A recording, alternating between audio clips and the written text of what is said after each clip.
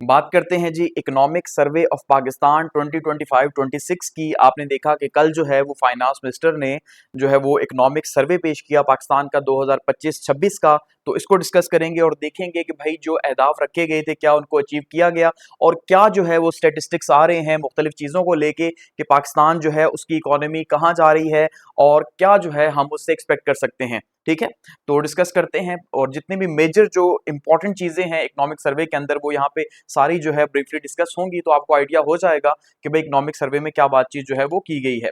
ठीक है, तो हम बात करते हैं जी इकोनॉमिक परफॉर्मेंस की, सेक्टोरियल रिव्यू की और फ्यूचर आउटलुक की कि हम क्या जो है वो एक्सपेक्ट कर रहे हैं। आपने देखा कि जो फाइनेंस मिनिस्टर साहब हैं मोहम्मद औरंगजेब साहब, उन्होंने जो है ये 11 जून को प्रेजेंट किया और बजट से एक दिन पहले जो है आपको पता है कि इकोनॉमिक सर्वे आता है कि भाई पिछले साल जो हमने टारगेट रखे थे और उसके बदले में हमने जो है यानी प्रोजेक्शन क्या थी और उसके बदले में हमने जो है वो अचीव क्या किया।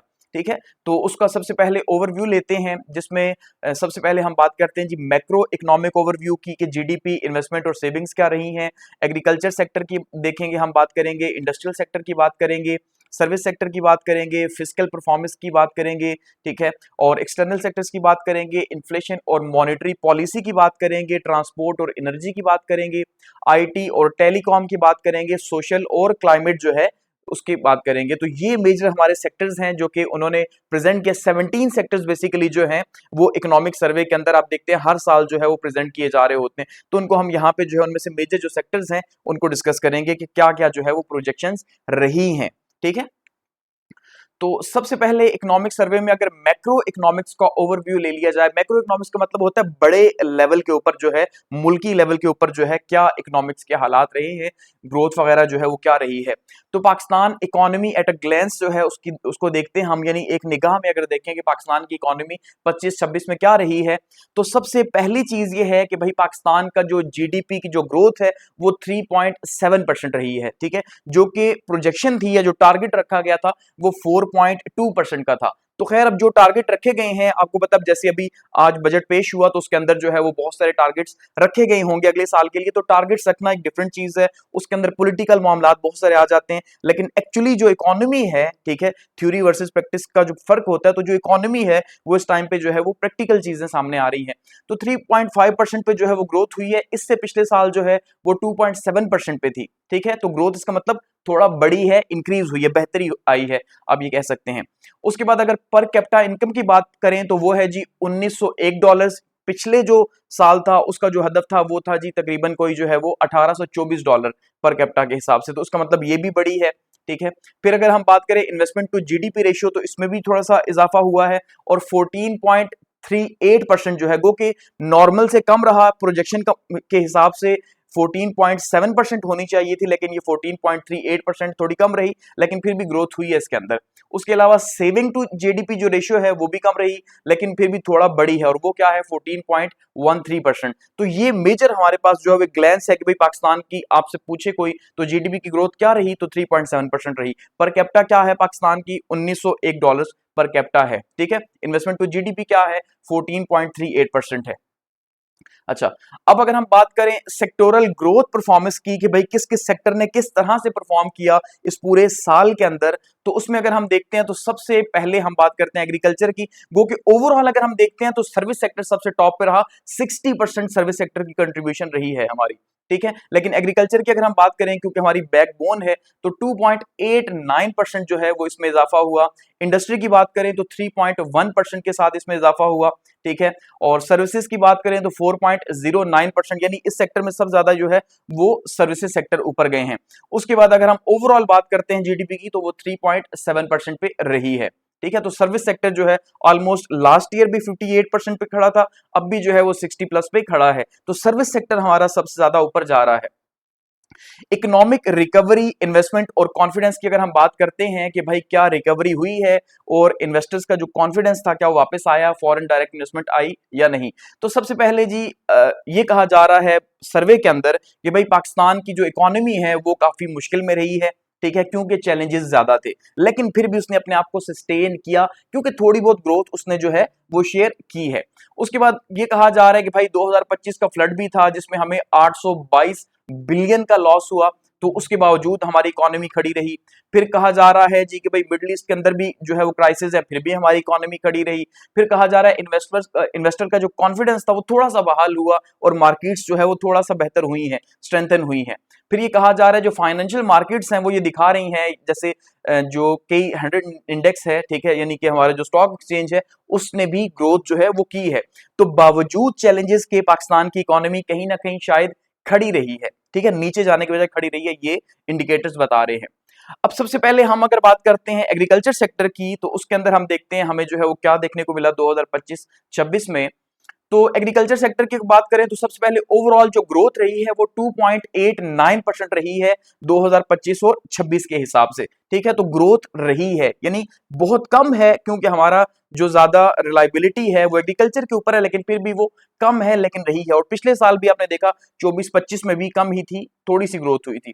इसके बाद मेजर कंट्रीब्यूशन जो है वो हमारी, हम कह रहे हैं भाई जीडीपी की जो है वो रूरल एम्प्लॉयमेंट है, ठीक है, यानी जो देहातों के अंदर लोग काम करते हैं तो उसने कंट्रीब्यूट किया एग्रीकल्चर सेक्टर के अंदर, क्योंकि एग्रीकल्चर है ही देहातों के अंदर। फिर एग्रीकल्चर सपोर्ट जो है वो गवर्नमेंट की पॉलिसीज जो है हम ये कह रहे रही हैं, तो इस वजह से भी थोड़ा बेहतरी हुई है। और इसके अलावा सीड्स, फर्टिलाइजर्स वगैरह दिए गए उन्हें, और क्रॉप सेक्टर जो है 1.44% रिकवरी हुई है। हालांकि जो मेजर क्रॉप्स हैं वो नीचे गई हैं, ठीक है, जो वीट है, कॉटन है, मेज है, तो मेजर क्रॉप्स नीचे गई हैं, लेकिन फिर भी थोड़ी बहुत ओवरऑल जो बाकी चीजें हैं उसके अंदर रिकवरी देखने को मिली है। तो ओवरऑल आप ये कह सकते हैं 2.89% एग्रीकल्चर की ग्रोथ है। लाइव स्टॉक सेक्टर की अगर हम बात करें तो उसमें 3.75 है, उसमें थोड़ी ज्यादा है, ठीक है, भैंसे या माल मवेशी वगैरह की जो बात करते हैं वो लाइव स्टॉक का सेक्टर है। और क्रॉप सेक्टर की बात करें तो 1.44% उसमें ग्रोथ हुई है, लेकिन ये इसमें हम मेजर क्रॉप्स के अंदर जो है वो लॉस में गए हैं, ठीक है। इसके अलावा 3.03% जो है वो फॉरेस्ट्री हो गया या फिशरीज हो गया, उसके अंदर जो है वो हमें ग्रोथ देखने को मिली है। तो ओवरऑल एग्रीकल्चर सेक्टर के अंदर हमें फॉरेस्ट्री और फिशरी के अंदर ज्यादा ग्रोथ देखने को मिली, उसके बाद लाइव स्टॉक के अंदर देखने को मिली। तो हमारी जो मेजर क्रॉप्स थी उसमें हमें को बहुत ज्यादा जो है, सिवाय इसके पोटैटोज हो गए या ऑनियन हो गए, इनकी ग्रोथ थोड़ा सा बड़ी है। फिर अगर हम इसके सब सेक्टर्स की बात करते हैं तो सब सेक्टर्स में जैसे हम देख रहे हैं फिशरीज वगैरह जो है वो ज्यादा आगे गए हैं कि 1.44% जो है वो क्रॉप सेक्टर की रिकवरी हमें देखने को मिली है, थोड़ा सा बेहतरी यानी कि हुई है।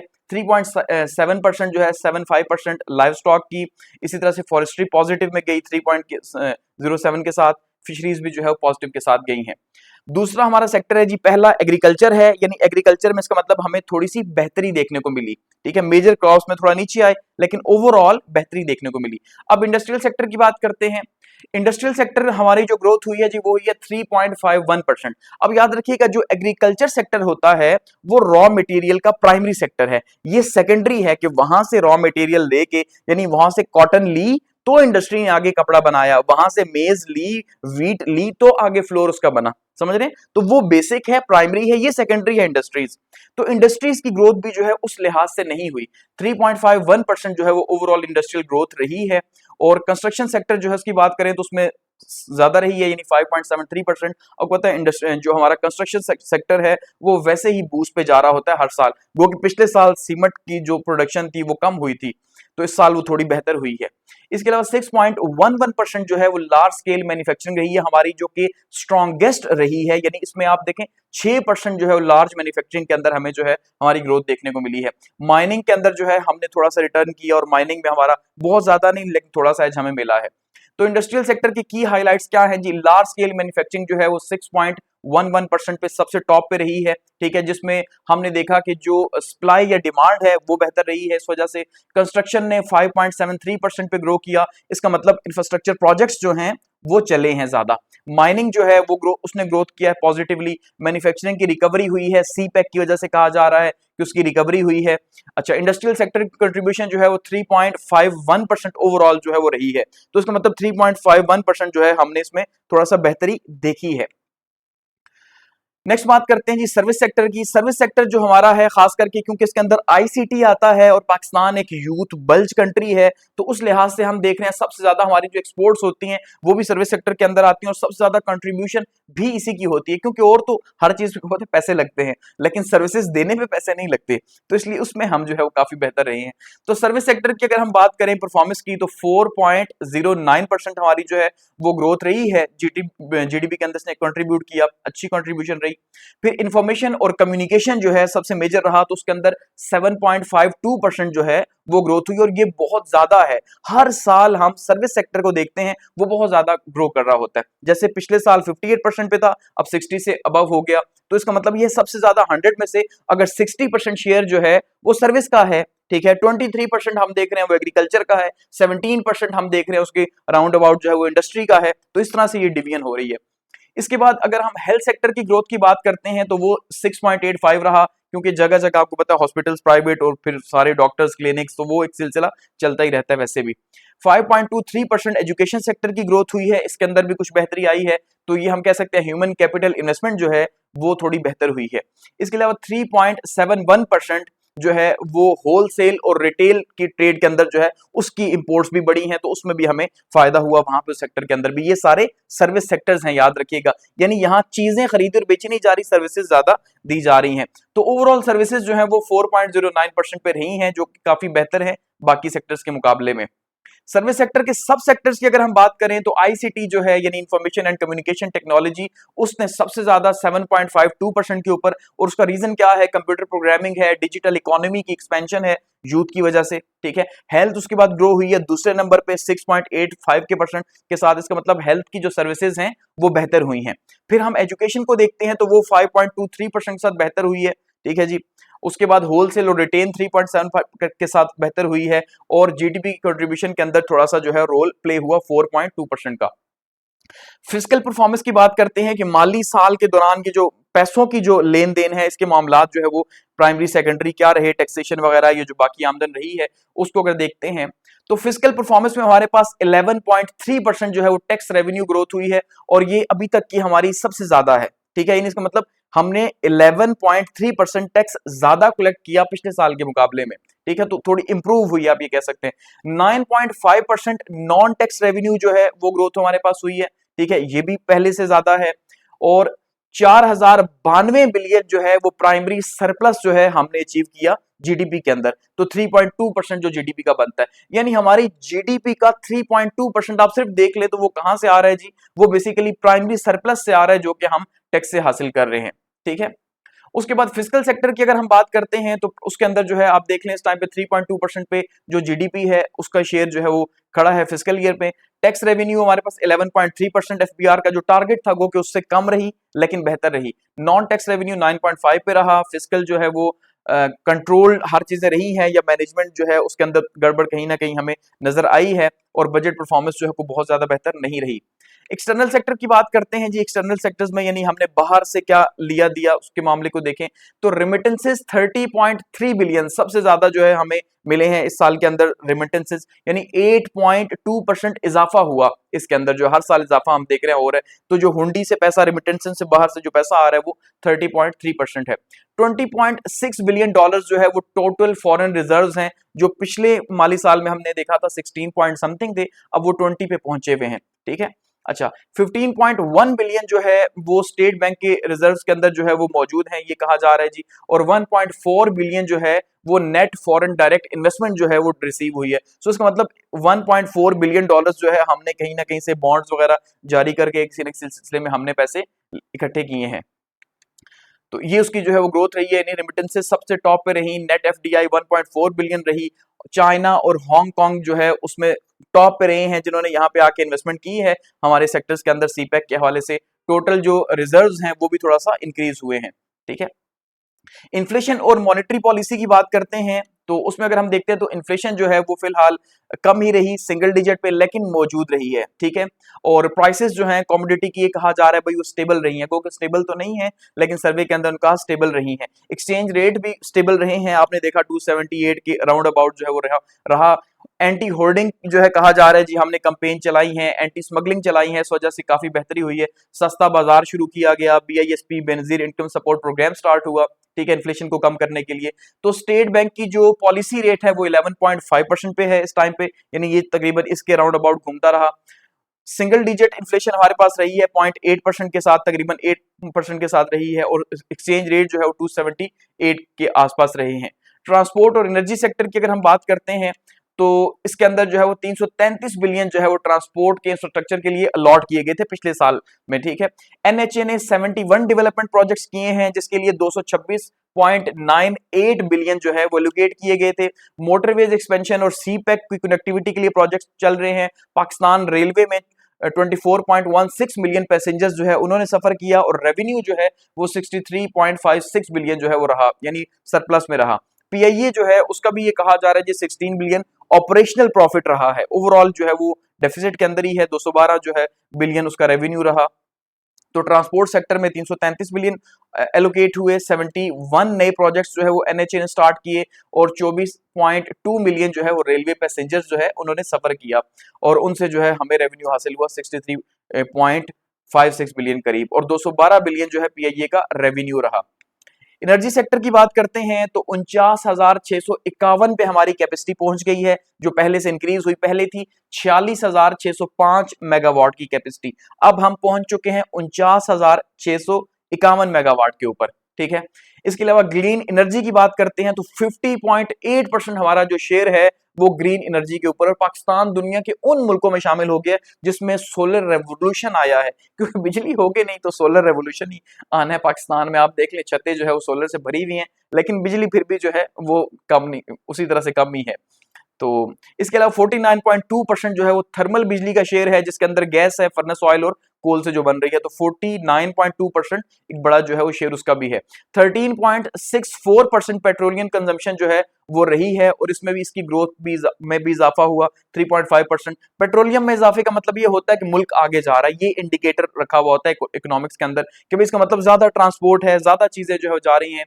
एनर्जी और पेट्रोलियम और नेचुरल गैस की अगर हम बात करते हैं तो पेट्रोलियम कंजम्पशन जो है वो 13.64 MMT जो है वो रही है, और इसकी ग्रोथ रही है। पेट्रोलियम इंपोर्ट्स जो है वो हमारी 13.8 MMT रही हैं, ठीक है। और इंपोर्ट बिल जो बना वो आप देखें 8.9 बिलियन डॉलर्स, यानी 8.9 अरब डॉलर हमने सिर्फ पेट्रोल के ऊपर लगा दिए, ठीक है। फिर उसके बावजूद भी आपने देखा जो ईरान वॉर स्टार्ट हुई उसके मामला जो चले हैं। नेचुरल गैस की कंजम्पशन हमारी 2929 जो है वो MMCFD है, ठीक है। और इसके अलावा जो नए गैस के कनेक्शन दिए गए हैं एक साल के अंदर वो तकरीबन 1,49,908 घरों को जो है वो नए कनेक्शन दिए गए हैं। क्लीन एनर्जी जो है वो 50.8% जो है वो दी गई है सस्टेनेबल एनर्जी के नाम पे। आईटी और टेलीकॉम की अगर हम बात करते हैं सर्विस सेक्टर के अंदर ही, ठीक है, 3.38 बिलियन जो है वो आईटी की एक्सपोर्ट्स रही हैं, और ठीक है, और ये 3.38 बिलियन है, याद रखिएगा। तो एक टाइम था हम जब ये कहा करते थे इंडिया इतनी एक्सपोर्ट कर रहा है ऐसे 6-8 साल पहले, आज हम जो है वो 3 के फिगर को पहुंच गए हैं। तो 19.7% हमारी जो है वो एनुअल ग्रोथ हो रही है इस सेक्टर के अंदर, आईटी सेक्टर के अंदर। 856 मिलियन जो है वो फ्रीलांस एक्सपोर्ट हुए हैं, और 51% जो है उसमें ग्रोथ रही है, और ये रीमार्केबल को कहा जा रहा है कि सबसे ज्यादा जो है ग्रोथ रही है, और उसका रीजन यूथ, ठीक है। 5.14 मिलियन जो है वो डिजिटल स्किल्स ट्रेनिंग जो है वो कंप्लीट हुई है। डिजिटल स्किल्स की जो ट्रेनिंग है वो जो है वो तकरीबन कंप्लीट हुई है, 50 लाख से ज्यादा लोगों ने कंप्लीट की है। 1.65 बिलियन जो है वो टोटल फ्रीलांस के थ्रू रेवेन्यू आया, और ये बहुत बड़ा रेवेन्यू का शेयर है जो यूथ जो है वो लेके आ रही है। टेलीकॉम सेक्टर और 5G रेवोल्यूशन की अगर हम बात करें तो 207.2 मिलियन जो है वो टेलीकॉम सब्सक्राइबर्स इस टाइम पे हो चुके हैं, ठीक है। और अगर हम बात करें ब्रॉडबैंड यूजर्स की, फोन वगैरह की डिजिटल कनेक्टिविटी की, तो 161 मिलियन जो है वो इस टाइम पे ब्रॉडबैंड यूजर्स हैं पाकिस्तान में। 837 बिलियन की अगर हम बात करें तो टेलीकॉम सेक्टर का रेवेन्यू है, यानी 837 अरब रुपए जो है वो इतना बड़ा रेवेन्यू ये कंपनीज जनरेट कर रही हैं। 509.6 मिलियन जो है वो 5G की, और ये डॉलर्स हैं, 509.6 मिलियन डॉलर्स जो है 5G की ऑक्शन से रेवेन्यू मिला है, ठीक है। और मजीद अभी इससे जो है मिलने की तवक्को है। सोशल प्रोटेक्शन और क्लाइमेट की अगर हम बात करते हैं, जो सबसे इंपॉर्टेंट और लास्ट सेक्टर हमारा रहा है, तो उसकी अगर हम बात करें सोशल प्रोटेक्शन की, तो पॉवर्टी रेट बहुत बड़ा है, इंतहाई खतरनाक हद तक 28.9% पे जो है वो हमारा जो है वो पॉवर्टी रेट पहुंच गया, जो कि इंतहाई जो है वो बहुत ज्यादा है। अच्छा, प्रो पुअर स्पेंडिंग की अगर हम बात करें तो 4.66 ट्रिलियन डॉलर एलोकेट किए गए। अब किए गए कहां गए, किधर गए, यानी 4.66 खरब रुपए जो है वो गुर्बत खत्म करने के लिए रखे गए थे, लेकिन वो कहां गए कोई पता नहीं। क्योंकि गुर्बत तो बड़ी है। बेनजीर इनकम सपोर्ट प्रोग्राम जो है उसकी लाइनें आपने देखी होंगी, वो आपको ज्यादा ही नजर आएंगी। तो वो एक्सपैंड हुआ, ये कहा जा रहा है सस्ता बाजार लगाए गए, फूड प्राइसेस को कंट्रोल किया गया, ठीक है, और एहसास प्रोग्राम को भी जो है वो उसके ऊपर भी काम किया गया। तो पॉवर्टी का रेट जो है वो इंतहाई खतरनाक हद तक बढ़ चुका है, पॉवर्टी बढ़ती है, क्राइम्स बढ़ते हैं, ठीक है, हर सेक्टर के ऊपर उसके असरात आते हैं। तो 28.9%, 4.66 ट्रिलियन जो है वो पुअर पीपल की स्पेंडिंग के लिए रखे गए थे, और बेनजीर इनकम प्रोग्राम जो है वो एक्सपेंड हुआ, ठीक है। क्लाइमेट की बात करें तो 2025 का फ्लड आया जी, जिसमें 822 बिलियन जो है यानी 822 अरब रुपए का नुकसान हुआ, आप अंदाजा करें, ठीक है, ये कहा जा रहा है, जिसमें 1039 जो है वो डेथ्स रिपोर्ट की गई हैं, ठीक है, और 4 मिलियन लोग जो है वो डिस्प्लेस हुए, 40 लाख के करीब लोग जो है वो अपने घरों से बेघर हो गए हैं इस 2025 के अंदर। क्लाइमेट रेजिलियंट जो है वो पॉलिसीज को अडॉप्ट करने की कोशिश की जा रही है सूबों के अंदर भी, ये कहा जा रहा है, और ग्रीन इकोनॉमी को जो है वो ज्यादा जोर दिया जा रहा है। तो 822 बिलियन का जो है वो लॉस हुआ, 1039 डेथ्स हुई हैं, और 4 मिलियन लोग डिस्प्लेस हुए क्लाइमेट को लेके, ठीक है। तो ये ओवरऑल हमने देख लिया कि इकोनॉमिक सर्वे के अंदर क्या क्या जो है वो प्रोजेक्शन की गई है कि जीडीपी की जो ग्रोथ रेट है आप देख लें 5% को उसने वो नहीं पहुंची, यानी कि मिस कर दिया। 3.7% पे एग्रीकल्चर जो है उसमें थोड़ी बेहतरी आई है, इंडस्ट्रियल सेक्टर के अंदर लार्ज स्केल में खास करके बेहतरी आई है। डिजिटल इकोनॉमी की अगर हम बात करें तो वो काफी बेहतर हुई है, आईसीटी खास करके। एनर्जी ट्रांजिशन जो है उसमें हम देख रहे हैं क्लीन एनर्जी बड़ी है सोलर रेवोल्यूशन की वजह से। एक्सटर्नल स्टेबिलिटी जो है वो फिलहाल कमी है, ठीक है। अच्छा, तो जीडीपी ग्रोथ रेट ओवरऑल 3.7% रही, इंडस्ट्रियल ग्रोथ 3.51% रही, एग्रीकल्चर जो रिकवरी है वो 2.89% है, सर्विस सेक्टर है 4.09%, आईसीटी एक्सपोर्ट्स है 3.38 बिलियन यानी 19% ग्रोथ हुई है, रिमिटेंसेस जो है वो 30.3 बिलियन 8.2% जो है वो ग्रोथ हुई है, रिजर्व्स जो है वो 20.6 बिलियन डॉलर्स पे खड़े हैं इस टाइम पे, प्राइमरी सरप्लस जो है वो 4902 बिलियन है, जीडीपी का 3.2% जो है सरप्लस है। 5G के ऑक्शन से 509.6 मिलियन जो है डॉलर्स वो हासिल हुए हैं, और फ्रीलांस एक्सपोर्ट्स भी जो हमारी 856 मिलियन पे खड़ी हुई हैं, ठीक है। तो ये हमारे पास जो है जी की टेक अवेज हैं कि पूरा इकोनॉमिक सर्वे जो है उसमें क्या क्या बात की गई और क्या क्या हुआ। तो ओवरऑल अगर हम सम अप करें प्रोजेक्शन की, तो तकरीबन हर जो सेक्टर है उसने को बहुत ज्यादा रिकवरी नहीं की, लेकिन अपने आप को जो है वो बेस लाइन से थोड़ा सा ऊपर ही रखा है कि हमने देखा कि कुछ ना कुछ हुआ, ठीक है। तो ये हमारे पास जो है वो इकोनॉमिक सर्वे रहा है।